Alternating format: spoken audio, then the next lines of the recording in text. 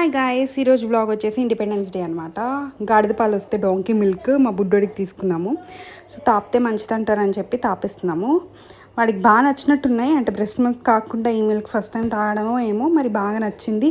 ఆ బాటిల్ వేసేస్తే అసలు అయిపోయిన తర్వాత కూడా వాడు ఆ బాటిల్ని తాగుతూనే ఉన్నాడు. సో మా ఇంట్లో పండిన సీతాఫలం ఉంటే అది వాడికి టేస్ట్ చేయించామన్నమాట.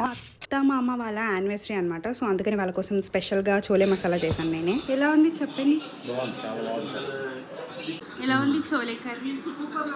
సో ఇంకా నక్షుకి క్యారెట్ రైస్ చేస్తే అది మాడగొట్టేసాను అనమాట. సో ఇంకా కర్డ్ రైస్తో మేనేజ్ చేసేసాను.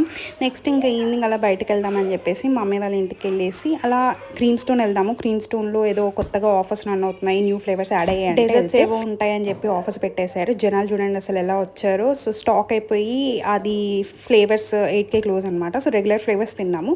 ఫాజిల్ ఫ్యూయల్ అని కొత్తది ఉంటే అది తిన్నాను, అదైతే చాలా బాగుంది. మొత్తానికి